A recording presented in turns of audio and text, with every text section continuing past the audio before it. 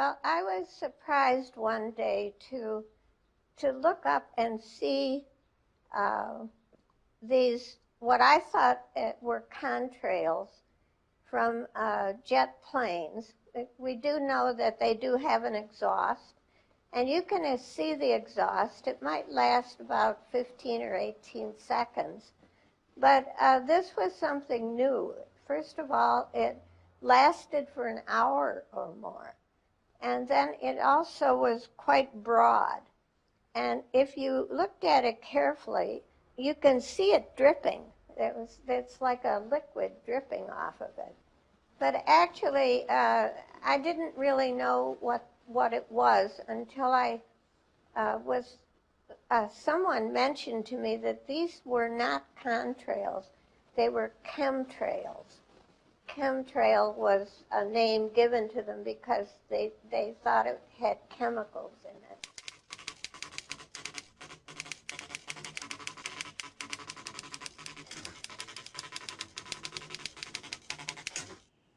The trails that persist that I've seen over the last few years are very different to any trails that I've ever seen before, and I do not understand how they persist so long.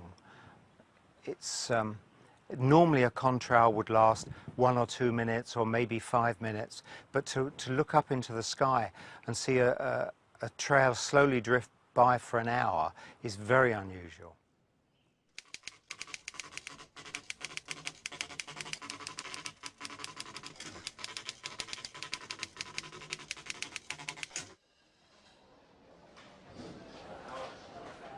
The thing which really aroused my suspicion most was when I was sat working at my computer quite late in the evening, as I often do, and I saw a grid in the sky, a grid of trails, almost perfectly square.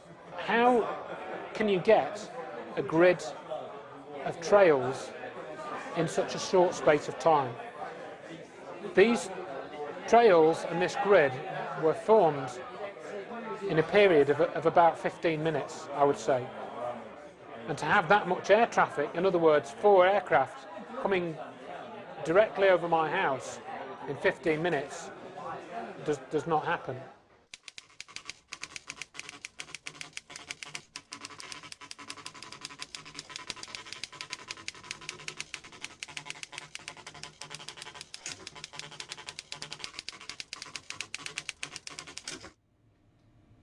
I am concerned about the chemtrails. The main difference is that these kind of trails, they remain in the sky for a very long period of time, hours, or in some cases even for a whole day. We've also now started to observe chemtrails with apparent shadows, black chemtrails. We also see them from space. We can see them on satellite pictures. Aircraft trails should not be visible on satellite pictures.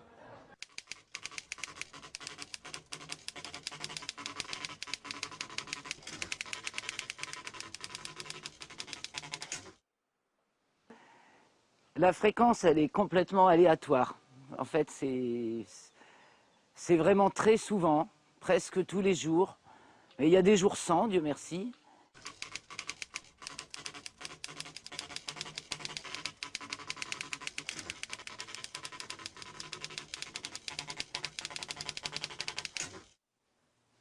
Almeno per quanto riguarda l'ultimo anno, le operazioni di aerosol sono diventate una costante. Se fino a qualche anno fa era un'eccezione una giornata con le cosiddette scie chimiche, adesso è il contrario. Quindi normalmente abbiamo delle giornate che sono prive assolutamente di qualsiasi tipo di attività di irrorazione.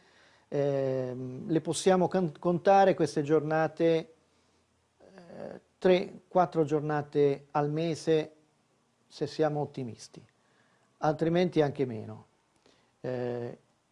Effettivamente quando arriviamo alle 9-10 di mattina già si cominciano a veder passare i primi aerei e nell'arco di poche ore il cielo è completamente coperto da uno strato uniforme che oscura il sole. quindi è una costante ormai non avere più delle giornate di sole vero, ma delle giornate semi-oscurate o oscurate completamente. Tant'è che alcune volte all'1 del pomeriggio i lampioni della strada sono accesi. Questo indica che comunque la luminosità è tale da far accendere i lampioni delle strade automaticamente per via dell'oscurità.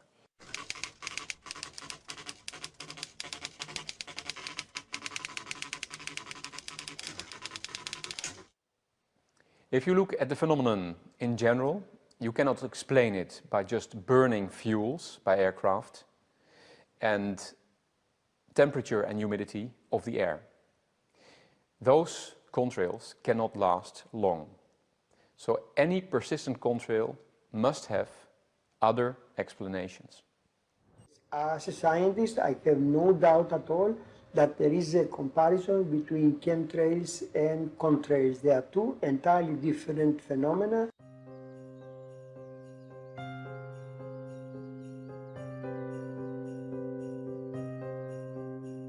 Nous avons filmé ces chemtrails en Provence.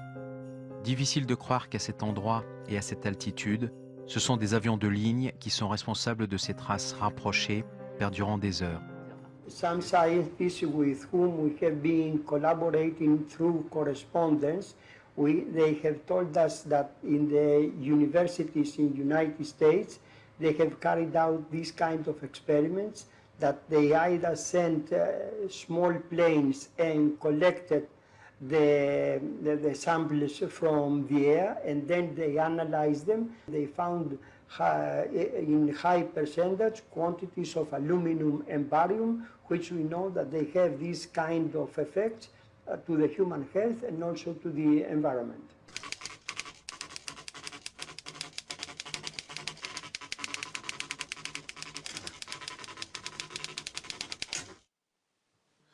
Het gaat over chemische producten, ethyleen, dibromide, mycoplasma, schimmels enzovoort, en over virologische producten.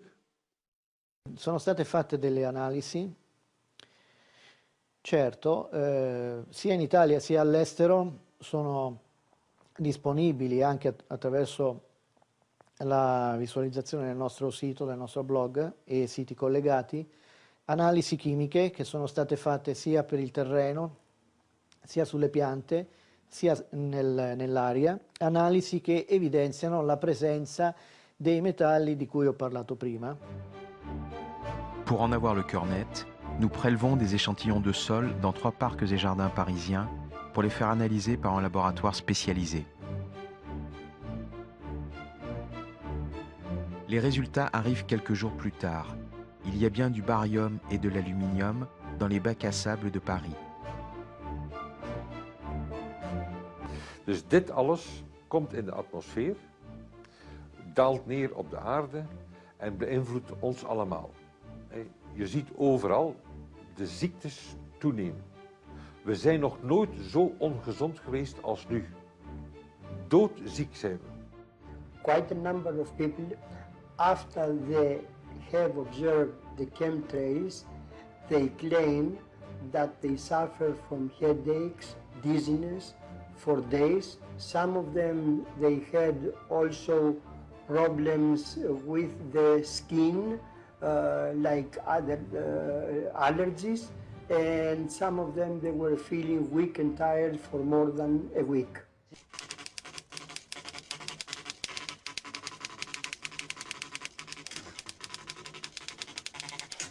Les conséquences sur la santé sont obligatoirement néfastes parce qu'il y a des chlorures, il y a des sulfates de barium, il y aurait des sels d'aluminium, il y aurait des sulfates de fer.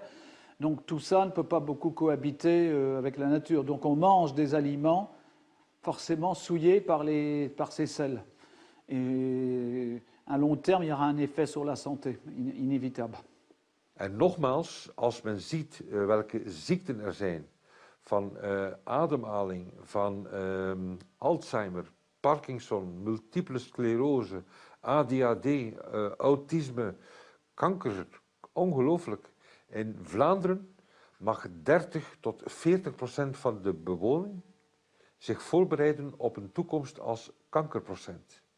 Dit is bijna 1 op 2. 1 op 2.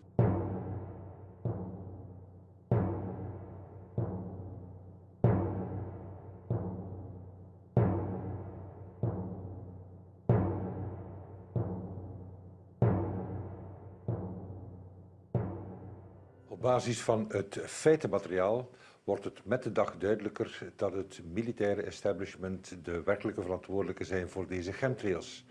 Zij hebben de vliegtuigen, zij hebben de middelen, zij hebben de organisatie en zij hebben ook de plannen daartoe. Dus dit is heel duidelijk aan het worden. Si les militaires répandent, entre autres, du barium, ils doivent forcément l'acheter quelque part. Nous avons l'idée de visiter le site internet des marchés publics de la défense nationale en France. Après quelques recherches, la chance nous sourit. Nous trouvons un appel d'offres de la Direction générale de l'armement pour 10 tonnes de sulfate de barium. À quoi peut bien leur servir une telle quantité? À la déverser dans l'atmosphère? Nous retournerons sur le site quelques semaines plus tard. L'annonce a disparu depuis notre visite. Bizarre. Les militaires ont-ils quelque chose à cacher? Et les chemtrails sont-ils un canular, comme le prétend l'US Air Force dans une brochure officielle?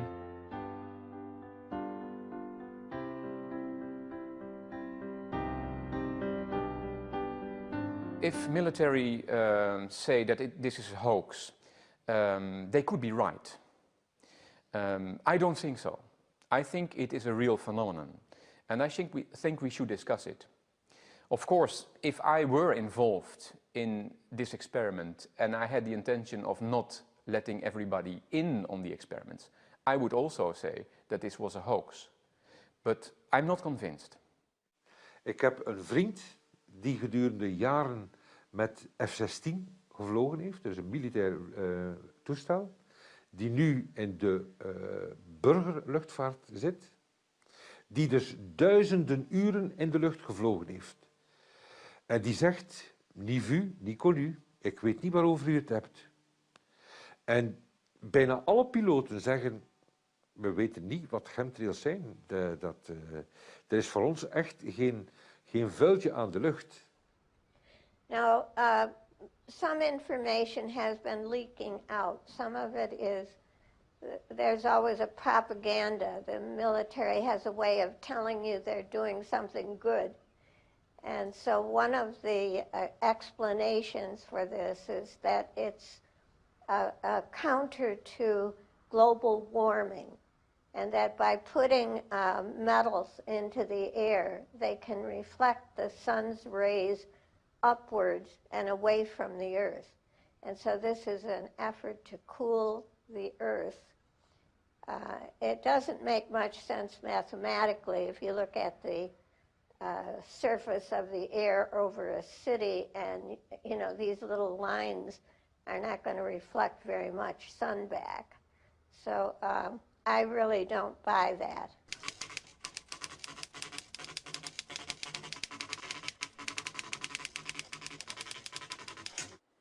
Donc toute la chaîne de vie sur Terre, les animaux, les humains, les plantes, les arbres, les insectes, tout le monde est touché, et sans distinction.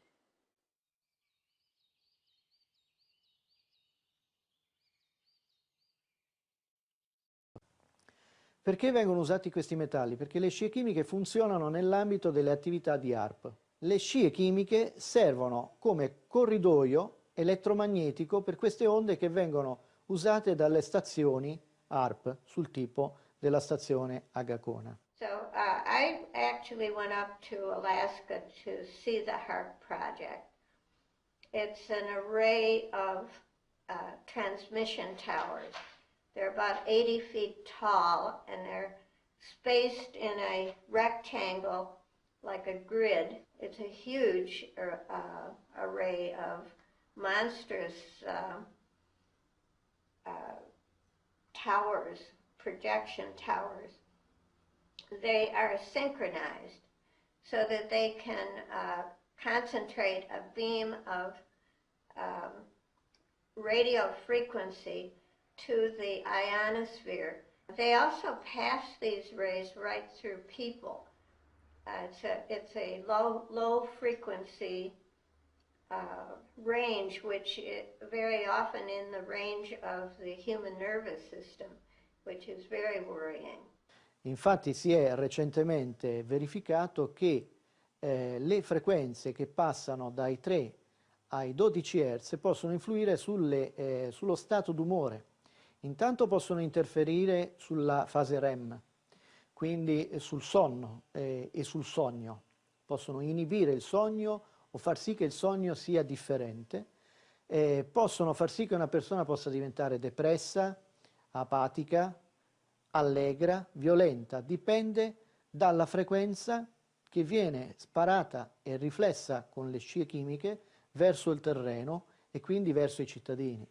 Cosa fondamentale che avranno notato in molti è che le irrorazioni si fanno molto pesanti, vengono attivate proprio sopra i centri abitati.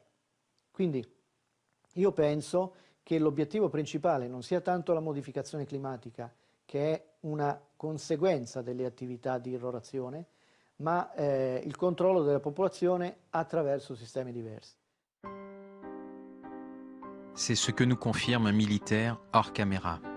One of the other key factors is broken trails. If you watch the chemtrails, you will quite often see that they break, that they're broken. You'll see some trail, then a blank space, then some trail.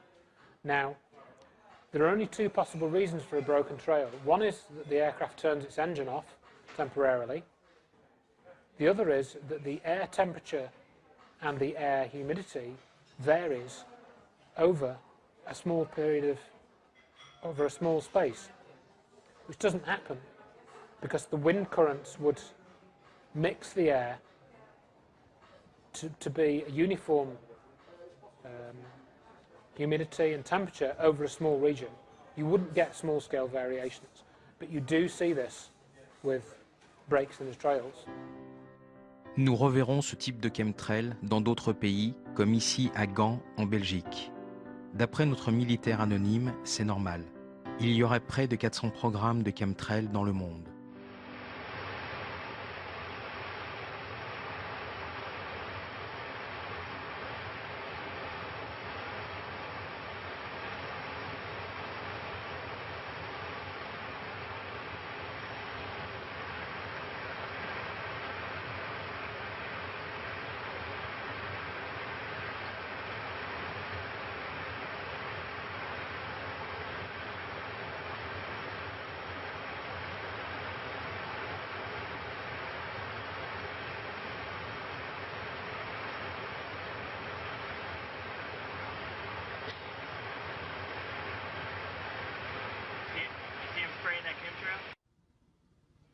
I'm not sure how widely dispersed in the globe are these chemtrails. I can say where I've seen them, and I've seen them over England, I've seen them over Geneva in Switzerland, I've seen them over Paris, and I've seen them all over in North America, Canada, and the United States. Aux États-Unis, il y a même un site internet qui vend des alertes quotidiennes aux chemtrails. Nous ne pouvons juger le sérieux de cette offre. Or, en fait, on s'aperçoit que c'est pas local, c'est partout. Le vent se chargeant aussi de faire dériver les traînées, mais on en voit, c'est hallucinant, on en voit partout, de ces avions qui épandent en même temps. À Paris, un jour de juin, nous laissons tourner la caméra pendant 1 heure, soit la durée d'une bande. En accéléré, le résultat est édifiant. Le ciel est couvert de ces traces qui ne disparaissent pas et dérivent effectivement avec le vent. Allora, il progetto Chemtrails parte con l'idea di diffondere queste attività di aerosol in tutto il mondo. Ainsi, nous enverrons à plusieurs reprises à Casablanca, au Maroc.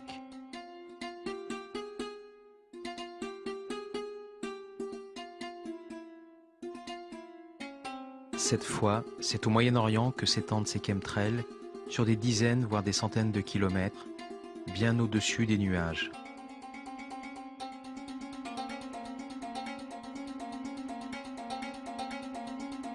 Ik heb ondertussen geleerd dat er twee soorten chemtrails zijn. Enerzijds de chemtrails die door militaire tankervliegtuigen worden gesproeid op een hoogte van ongeveer 5 kilometer. En die stoffen komen relatief vlug naar beneden. Anderzijds heb je de chemtrails die geproduceerd worden door burgerluchtvliegtuigen, waar dus die stoffen in de brandstof zitten. En die stoffen blijven op de hoogte van ongeveer 10 kilometer gedurende 1 à 4 jaar hangen. Depuis combien de temps dérivent ces traces au-dessus de l'Inde, pied de l'Himalaya?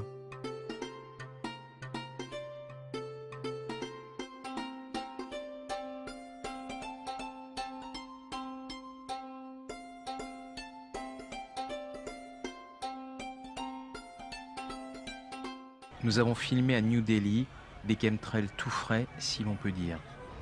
Rien à voir toutefois avec les épandages massifs de l'Europe et de l'Amérique du Nord.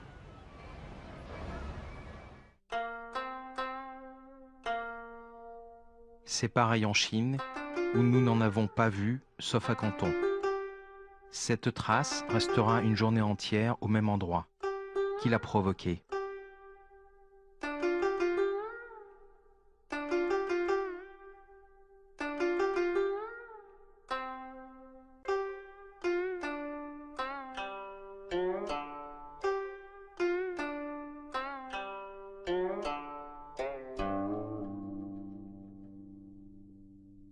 Je crains au niveau des chemtrails que cela s'aggrave, surtout que l'OTAN s'est agrandie de nombreux pays et tout, et quand même que l'action des phénomènes HAARP et des chemtrails partent du Pentagone. Donc je pense que beaucoup d'armées vont utiliser ce moyen d'épandage. So I really took the attitude that I was going to collect this data and use it to challenge people who should know more about the subject than I do. And once I'd compiled this report over a period of a few days, I sent it to the Department of Environment, I sent it to the Department of Transport, and I sent it to Greenpeace and the World Wildlife Fund, and I awaited some kind of response. The first people to respond was the UK Department of Transport, and their basic response assured me that all I was seeing was ordinary aircraft trails.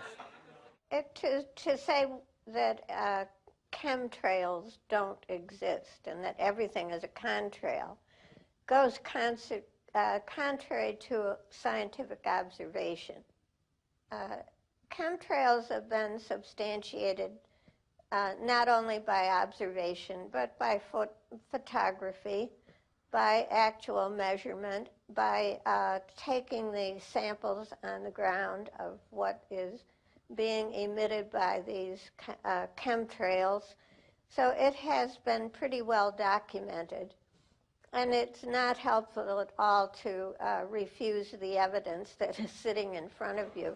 Nous avons suivi avec beaucoup d'intérêt, bien sûr, la question du député hollandais Eric Meijers du Parlement européen à la Commission européenne à propos des chemtrails. C'est la première fois qu'une personnalité politique à l'échelon européen interpelle ouvertement sur cette question des chemtrails. C'était donc le 10 mai 2007.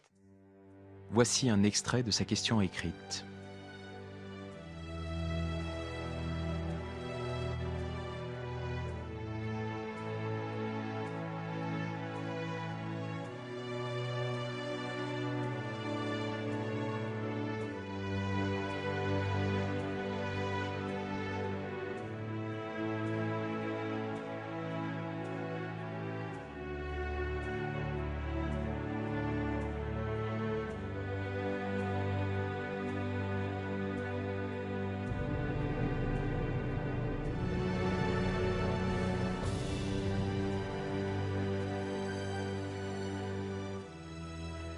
Donc il lui a été répondu en juin 2007 par M.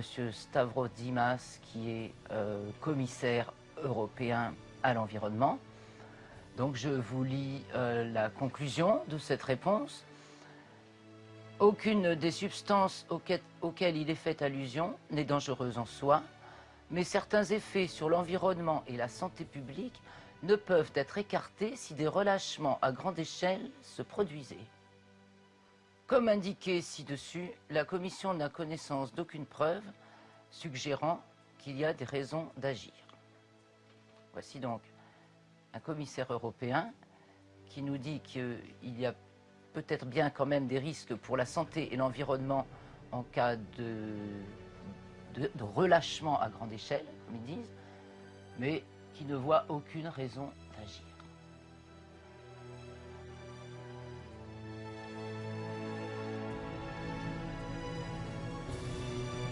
Pourtant, à Bruxelles aussi, il suffit de regarder le ciel.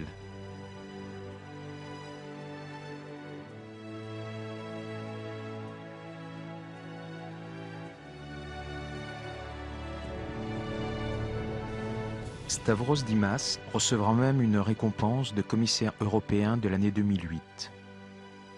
Nous lui avons demandé une interview au sujet des chemtrails, sans succès.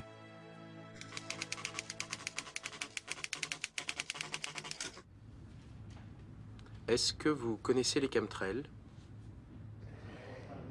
Écoutez, oui, c'est toujours les questions, c'est encore, si vous me posez une question scientifique à laquelle je ne peux pas répondre. Il y a un débat des scientifiques, il faut continuer à suivre ce débat, et quand la communauté scientifique aura trouvé la réponse, ils se seront mis d'accord, on pourra en tant que politique se l'approprier. C'est complètement idiot qu'en tant que maintenant responsable politique, je prenne parti pour des scientifiques contre les autres. C'est pas dans mes capacités. Alors j'ajoute un élément supplémentaire au débat, c'est celui des nuages. On observe depuis 2002 donc, des nuages aux formes et aux couleurs qui étaient inconnus auparavant. Exemple, le cirrus fibriatus, etc. Des cirrus qui d'ailleurs se trouvent en dessous des cumulus, ce qui est un paradoxe. Bon, eh bien, ces nuages-là ont été tout bonnement incorporés aux nouvelles nomenclatures de nuages. Néanmoins, si vous recherchez des nomenclatures de nuages d'avant l'an 2000, vous ne les trouverez pas. Ils n'existaient pas. La poste américaine a même créé un bloc de timbres pour entériner ces nouveaux nuages.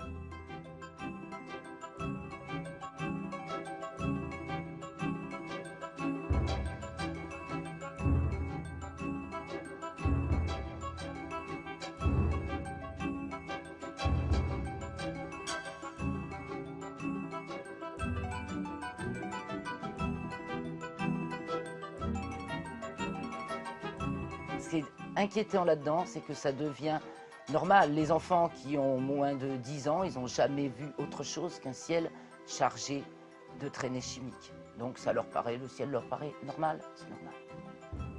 Pour les adultes aussi, puisque les Danois, par exemple, choisissent une photo avec des chemtrails pour illustrer un plan de Copenhague. Nous en avons même vu dans des épisodes de la version colorisée de Zorro. However, the question remains, why this secrecy? Why they do not open up the problem to the whole of the scientific society? Why they don't say exactly what the experiments they do, for what purpose, in order that everybody in the world can serve for the benefit of the humankind.